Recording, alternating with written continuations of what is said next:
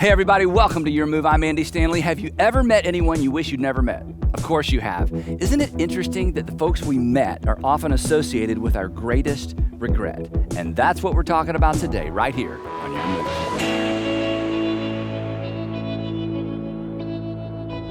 Have you ever met someone that later you wish you'd never met?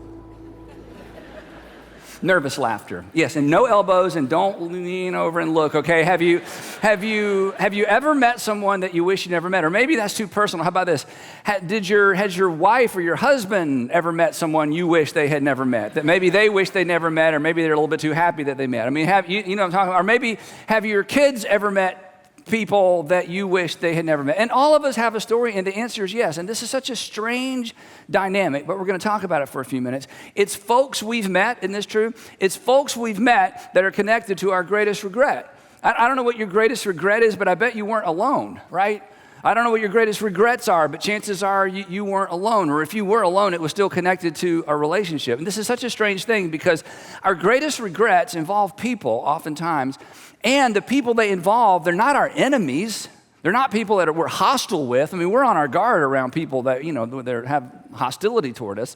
But they're usually with our friends. Our greatest regrets are usually connected with people we've met, and we considered those people friends. That's something to think about. Now, everybody knows what a guardrail is on the highway, but a quick review. A guardrail is a system. It's a system designed to keep vehicles from straying into dangerous or off-limit areas. And we said last week that guardrails do at least two things. They direct us and they protect us. They direct and they protect. And the other thing about a guardrail, and this becomes important as we talk about how this applies to our lives, is that guardrails are never placed in the danger zone. Guardrails are never placed in the danger zone. Guardrails are actually placed in the safety zone. And no one argues with this. No one argues that, no, they need to give us those extra 3 feet, to drive in. Nobody argues with this idea. Nobody would argue that we need to put the guardrail in the danger zone or even on the line. When it comes to driving, we understand the idea of a margin for error. The other thing about a guardrail is that they are designed to minimize damage to your vehicle. If you hit a guardrail, you will have to go to a repair shop, but you may not have to go to the hospital. The damage done by hitting a guardrail is much less than the damage done to you and your vehicle if there was no guardrail. But the reason that we named this entire series Guardrails is because the highway is not the only place we need guardrails. We need some financial guardrails. We need some relational guardrails. You may need some professional guardrails. And the truth is, your greatest regret may have been avoided if you had some financial guardrails, some moral guardrails, some relational guardrails, and again, maybe even some professional guardrails. Now, the pushback on all of this throughout our series together is that we live in a world that doesn't value this idea. We live in a world that essentially resists guardrails, that culture doesn't encourage guardrails. In fact, as we've discovered and as you will discover, oftentimes people in our culture are critical of us when we establish guardrails because personal guardrails are like personal rules. And number one, I don't like rules and you don't like rules, so we don't like establishing rules for ourselves.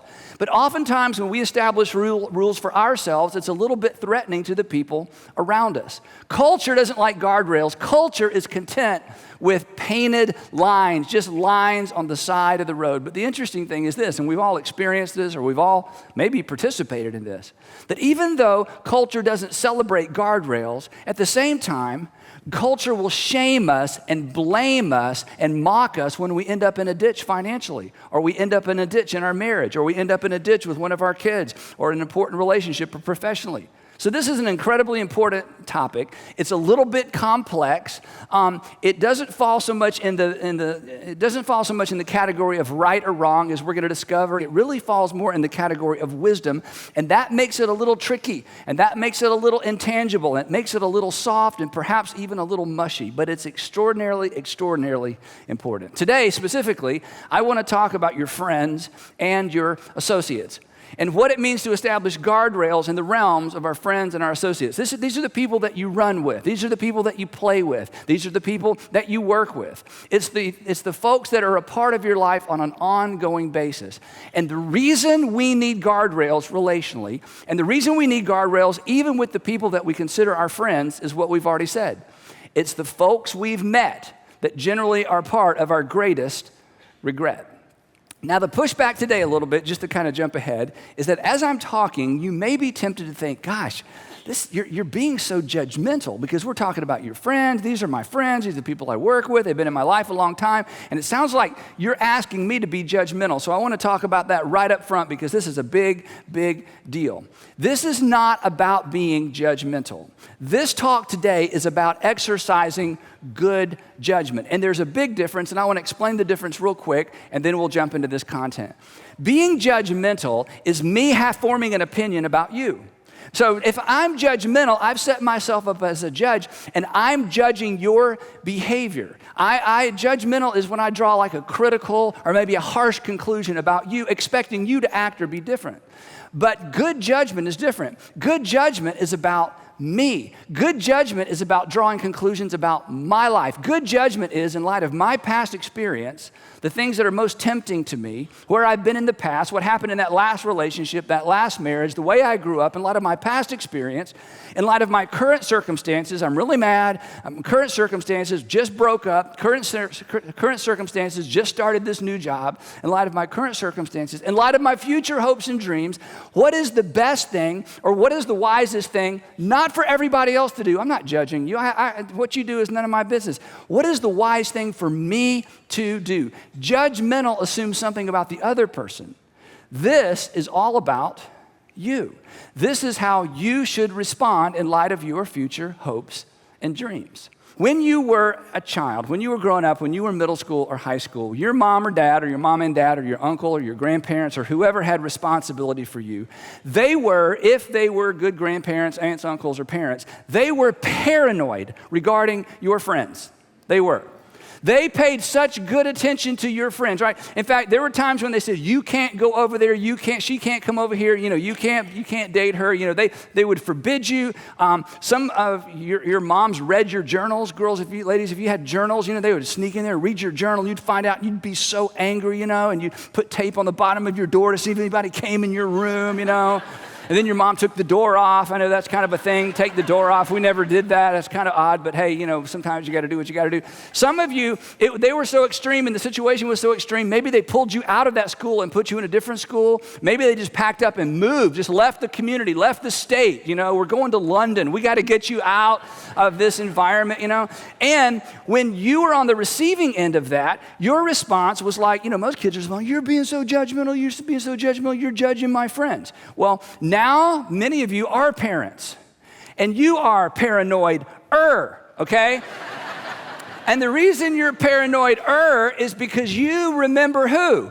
You remember you, right? You remember your friends, and you look back. In fact, when I asked the question, have you ever met somebody you wish you'd never met? Some of you went as far back as college. Some of you went as far back as high school. So what your mama knew and what you know is that this is a thing, that our friends determine the direction and quality of our lives. Let me say it this way, that the thing that makes friendship marvelous is also the thing that makes it so hazardous and so dangerous. Now, if your experience doesn't prove this to you, or that's not enough evidence, my assistant sent me an article last week because she knew I was talking about this, and it's an article written by a neuroscientist, Maureen Cerf, who is a professor at Northwestern University. And for over 10 years, he has been studying relationships and decision-making and the relationship of decision-making on relationships. And here's what he has discovered, that what we have observed about people influencing other people isn't just behavioral, it's actually neurological, that something happens in your brain. In fact, in this study, they've discovered that the brain waves of people when they spend time together actually begin to look identical.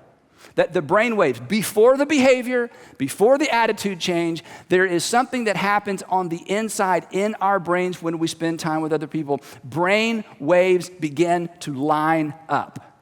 Now, that's kind of scary. That can encourage you or discourage you. Here's what he says, a couple of statements from the article.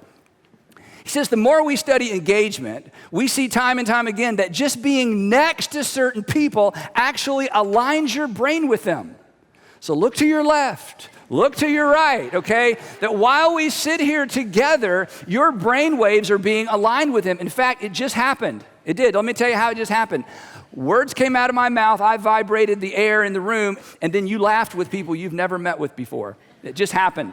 Your brainwave, just me making you laugh together kind of lined you up. That's kind of scary. He says, this isn't just behavioral. This is neurological. He goes on, he says this, and this is pretty powerful. If people want to maximize happiness, that's me, and minimize stress, that's you.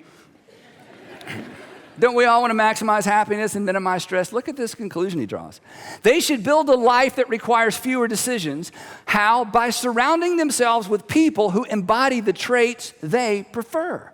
That if you surround yourself with people who embody, that is, live out the traits you prefer, he says, without any effort, without any decision on your part, your brain will begin to line up with the people who are becoming the kind of person that you ultimately want to be. Now think about that. Last statement, he says this.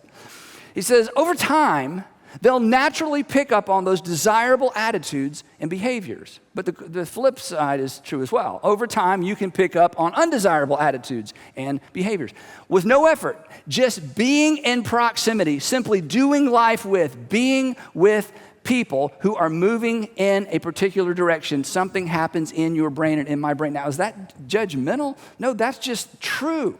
This isn't about judgmental. This is about exercising good judgment. If this happens automatically, what should you do?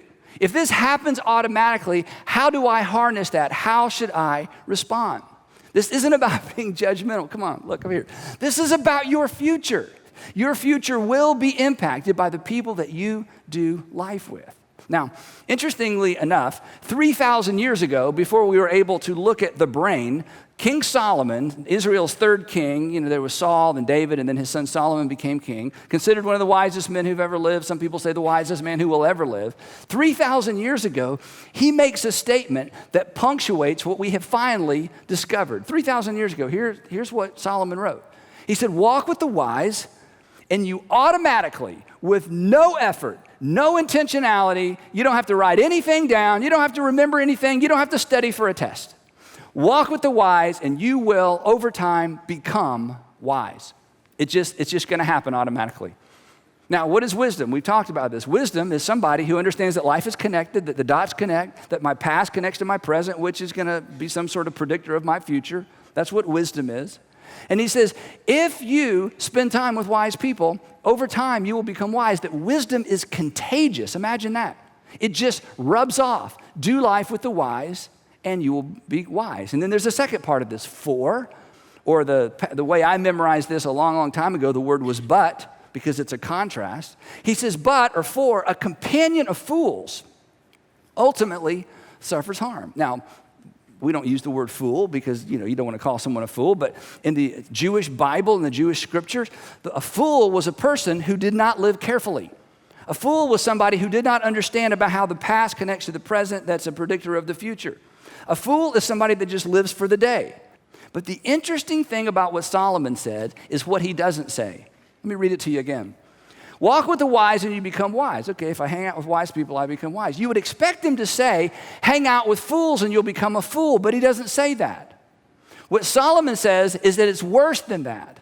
Because if you spend time with, surround yourself with, do life with fools, over time, you're not simply going to become a fool, you're going to suffer harm. That is, when their life goes bad, it's a proximity thing. The closer you are to them, the greater the odds that something bad happens to you. As they go, you go. To which we say, yeah, but I don't do what they do. To which Morin Cerf, the neuroscientist, would say, yeah, but stick around them long enough and you probably will because your brain waves are going to line up. So Solomon says it's worse than becoming a fool. You're actually going to catch the shrapnel from their bad decisions. In other words, friends, this is what Solomon's saying. Friends who aren't careful with their lives won't be careful with your life, right? Friends who aren't careful with their health, they're not going to be concerned about your health. Friends who aren't careful with their marriages, they're not going to be careful and try to guard your marriage. Friends who aren't careful with their finances, they're not going to try to guard and be careful with your finances. Friends who aren't all that concerned about their reputation, they're not going to be all that concerned about your reputation. Friends who don't have any kind of faith or don't have any concerns about faith aren't going to be very concerned about your faith. And friends who don't seem to care about the future, the last thing they're going to worry about is your future. This is good judgment. This is a big deal. And this isn't about middle school and high school. This is about all of us. Friends who don't take care of themselves won't take care of yourself. Friends who lie and cheat, you know this? Friends who lie and cheat, they feel better when you what? Lie and cheat. So again, friendship can be awesome, but friendship can be treacherous. Friendship requires some guardrails. Now, just a reminder, the point of a guardrail isn't to keep you from just doing bad things. The point of a guardrail is to light up your conscience so that you know you're getting close to doing bad things. So the way I said it here, the point of a guardrail is to light up your conscience before we veer into the danger zone. Remember, a guardrail isn't in the danger zone, and a guardrail isn't right on the line. The guardrail is inside the safety zone. And again, this is why we resist. But for the next few minutes, as we close out this episode of this series, I want to make 5 suggestions as it relates to guardrails, as it relates to your friendships and your associates. Now, I know this. In some cases, you don't have total control over who you spend a lot of time with. I get that. We're going to talk about that in just a minute. But I want to encourage you. If I could get on my knees and plead with you, and I thought it would do good, I want to encourage you to consider these. And again, I don't want you to listen to what I'm about to say through the filter of your kids or your grandkids. Yeah, I mean, it's going to be hard not to do that. Or some friends that you have that you wish were here or you wish were watching.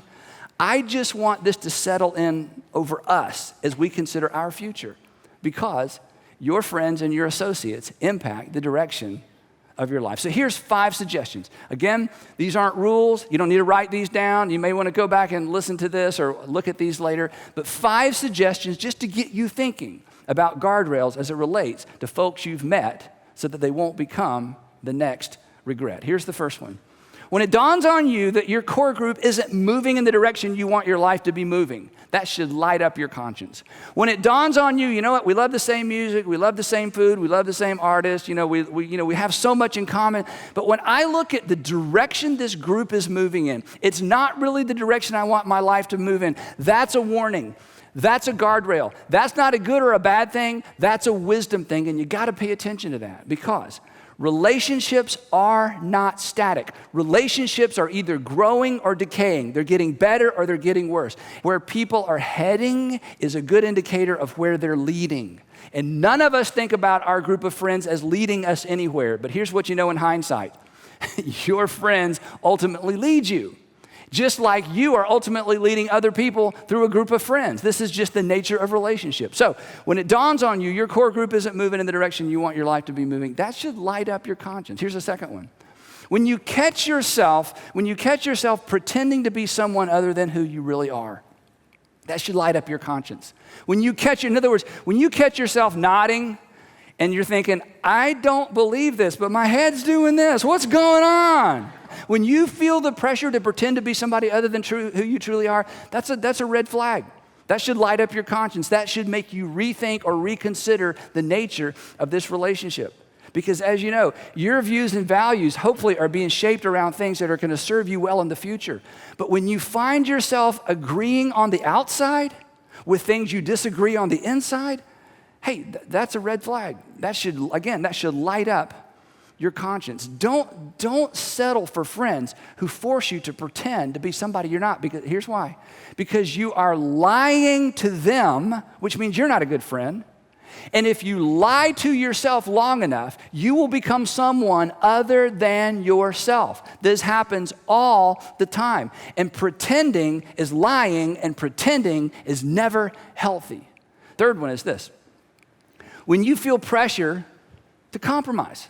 Not once you've compromised. That's, we've gone past the guardrail into the ditch, right? Not when you've actually compromised, but let me put it this way. When something that before wasn't a real temptation, but suddenly it's become a live option, that should light up your conscience. When something that's never been a real temptation before becomes a live option, you've always just said, no, thank you. No, I'm going to go. I'll go on home. No, you guys go, or you ladies, you go. And you find yourself driving home thinking, I think I'll go. Or no, I shouldn't. When what has never been a temptation, never been an issue, never been a problem before, when it becomes on the inside, when it becomes right here, a live option, a real consideration. Maybe I should rethink that. There's probably nothing wrong with that. You know, they're always inviting me. That should just light up your conscience. Now, what should you do with that? I don't know. That's up to you. But it should bother you. It should bother you. It should bother you. Again, not when you've crossed that line. When suddenly you find yourself imagining what it would be like if you had. The next one, number 4, is this. When you catch yourself thinking, I'll go, but I won't participate. Now, you laugh. I'll just go, but I won't participate. Let me just ask you a question because it'll bring instant clarity to this. Would you buy this from your 14-year-old daughter? No, it's 12 guys, but me and my girlfriend are going to go, but Dad, they're going to be doing bad things, but I'm not going to participate. Well, honey, you just go right ahead. That'll be fine. No, you give your daughter 2 options. Either you stay home or I go with you. You choose, okay? You have 2 options. I'm not saying no. I'm just saying there's going to be 3 guys there. You're looking at the 3rd one, right? So we wouldn't buy this from our kids or our younger brother or sister or our nieces and our nephews or our granddaughters or grandsons. Why would we buy it from ourselves? When you start that conversation, I'm not saying you shouldn't go. I'm just saying when this conversation starts in my head or your head, it should bother us. It should ding our conscience. We just bumped up against a guardrail. Very little damage done. But pay attention to the conversation you're having in your heart. When you catch yourself thinking, I'll go, but I won't participate. The last one is this, is when you hope the people you care about don't know your whereabouts. When you hope the people you care about don't know your whereabouts. And even once you get to whereabout you're going, even if you do nothing wrong, even if you don't break any laws, even if you're not in any way unfaithful or do anything to embarrass yourself or your family, the fact that in your heart and in your mind you have begun, don't miss this, you have begun, this is the nucleus of a lie. You haven't lied yet. But if you think you would be tempted to lie so they don't know where you are or who you are with, that should bother you. Not because you've done anything wrong, but because you have established a guardrail. If you wouldn't want to have to tell them, if you hope they never find out, that should bother you. Come on, we're adults.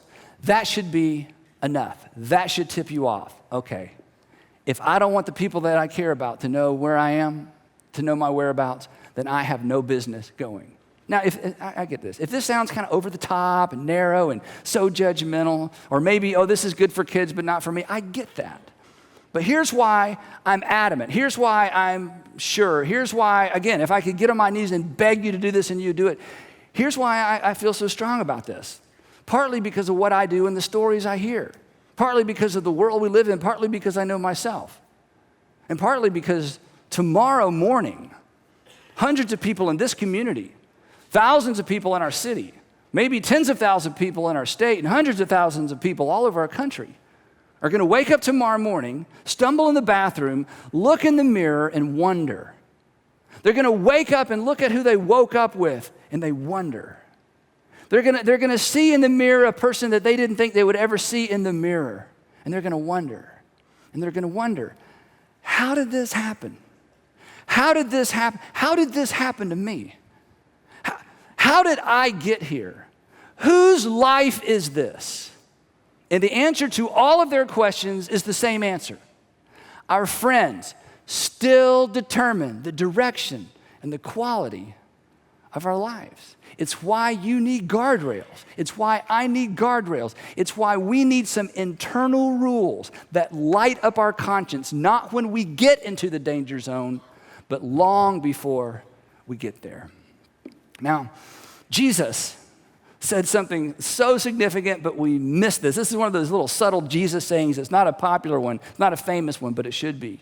Here's his response to the people that just were not going to let him win the argument. No matter what he says, they were not going to let him win. So finally one day he says this, wisdom, I love this, wisdom is proved right by all her children.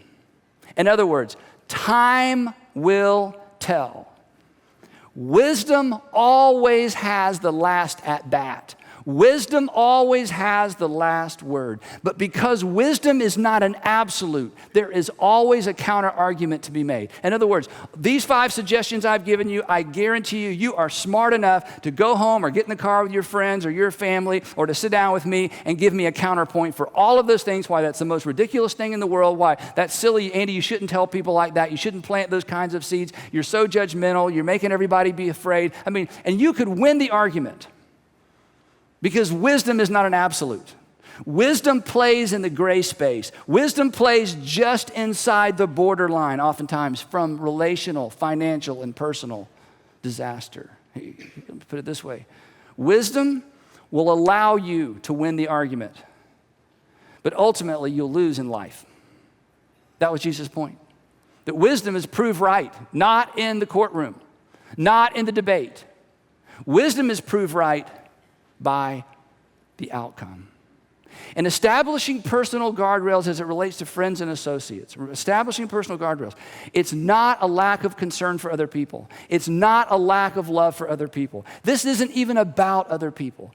It's about your future hopes and dreams, your future marriage, your future relationship with your kids, your future finances. It's about being in a position to help those friends that you may have had to distance yourself from once they begin to reap what they have sown.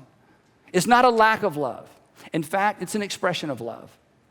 Because by remaining in the safe zone, you are better positioned to help other people and to help some of those very same friends once they cross those lines and life comes back and begins to haunt them when the result of their decisions begin to come back and show themselves in their lives, their relationships, their finances, and their families. Wisdom, Jesus was right. Wisdom is proved right by all her children. Walk with the wise and become wise. As Paul said, be careful how you live, not as unwise, but as wise, making the most of the day, for the days are evil. So, I want to encourage you, think about what we've talked about, to establish some personal guardrails as it relates to friends and family members. So here's the bottom line today. Establish some guardrails. You'll be glad you did, or you'll wish you had. And unfortunately, I know, some of you already wish you had. And we'll pick the discussion up right there next week.